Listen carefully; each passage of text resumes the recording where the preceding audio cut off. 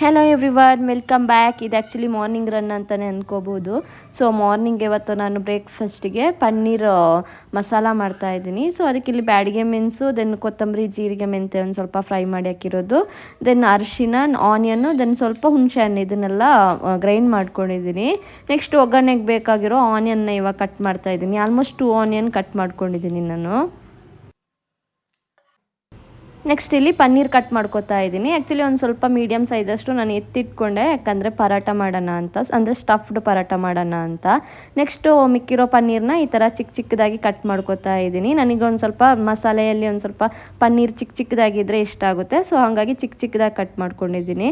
Next ಇಲ್ಲಿ ಒಗ್ಗರಣೆಗೆ ಇಡ್ತಾ ಇದ್ದೀನಿ. ಒಂದು ಸ್ವಲ್ಪ ಆಯಿಲು, ದೆನ್ನು ಸಾಸಿವೆ, ಜೀರಿಗೆ, ಕರಿಬೇವು, ದೆನ್ ಆನಿಯನ್ ಇದಿಷ್ಟನ್ನ ಸೇರಿಸ್ಕೊಂಡು ಚೆನ್ನಾಗಿ ಫ್ರೈ ಮಾಡ್ಕೊತಾ ಇದ್ದೀನಿ. ನೆಕ್ಸ್ಟ್ ಇದಕ್ಕೆ ಆವಾಗಲೇ ನಾವು ರುಬ್ಬಿಟ್ಕೊಂಡಿರೋ ಮಸಾಲೆ ಇದೆಲ್ಲ ಅದನ್ನು ಸ್ವಲ್ಪ ಸ್ವಲ್ಪನೇ ಸೇರಿಸ್ಕೊಂಡು ಆಯಿಲಲ್ಲಿ ಈ ಥರ ಚೆನ್ನಾಗಿ ಫ್ರೈ ಮಾಡ್ಕೋಬೇಕು.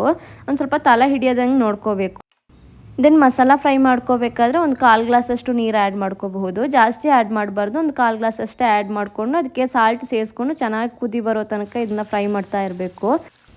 ನೆಕ್ಸ್ಟ್ ಇದಕ್ಕೆ ನಾನಿಲ್ಲಿ ಆಲ್ಮೋಸ್ಟ್ 3 ಗ್ಲಾಸಷ್ಟು ಕೋಕೋನಟ್ ಮಿಲ್ಕ್ ಆ್ಯಡ್ ಮಾಡ್ಕೊಂಡಿದ್ದೀನಿ. ಥಿಕ್ ಕೋಕೋನಟ್ ಮಿಲ್ಕ್ನ ಆ್ಯಡ್ ಮಾಡಿಕೊಂಡು ಅದನ್ನ ಚೆನ್ನಾಗಿ ಬಾಯ್ಲ್ ಮಾಡಬೇಕು. ನಾನು ಕೋಕೋನಟ್ ಮಿಲ್ಕ್ನ ಬಂದು ಒಂದು ಸ್ವಲ್ಪನೇ ಆ್ಯಡ್ ಮಾಡಿಕೊಂಡು ಮಸಾಲೆ ಜೊತೆಗೆ ಚೆನ್ನಾಗಿ ಮಿಕ್ಸ್ ಮಾಡಿಕೊಂಡು ನೆಕ್ಸ್ಟ್ ಇದನ್ನ ಬಾಯ್ಲ್ ಆಗೋದಕ್ಕೆ ಬಿಡ್ತಾ ಇದ್ದೀನಿ. ನೆಕ್ಸ್ಟ್ ಮಸಾಲೆ ಎಲ್ಲ ಚೆನ್ನಾಗಿ ಬಾಯ್ಲ್ ಆದ ನಂತರ ನಾವು ಕಟ್ ಮಾಡ್ಕೊಂಡಿರೋ ಪನ್ನೀರ್ನ ಆ್ಯಡ್ ಮಾಡಿಕೊಂಡ್ರೆ ಸಿಂಪಲ್ಲಾಗಿ ರೆಸ್ಟೋರೆಂಟ್ ಸ್ಟೈಲಲ್ಲಿ ಪನ್ನೀರ್ ಮಸಾಲ ರೆಡಿ ಆಗುತ್ತೆ. ಆ್ಯಂಡ್ ಲಾಸ್ಟಲ್ಲಿ ಇದಕ್ಕೆ ಕಸೂರಿ ಮೇಥಿ ಅಥವಾ ಕೊತ್ತಂಬರಿ ಸೊಪ್ಪು ಆ್ಯಡ್ ಮಾಡಿಕೊಂಡ್ರೆ ತುಂಬಾ ಚೆನ್ನಾಗಿರುತ್ತೆ. ಒಂದ್ಸಲ ಟ್ರೈ ಮಾಡಿ ನೋಡಿ. ಆ್ಯಂಡ್ ಇದು ಬಂದು ಚಪಾತಿ ಅಥವಾ ಪರಾಟ ಜೊತೆ ತುಂಬಾ ಚೆನ್ನಾಗಿರುತ್ತೆ. ನಾನು ಬಂದು ಚಪಾತಿ ಮಾಡ್ಕೊಂಡಿದ್ದೆ.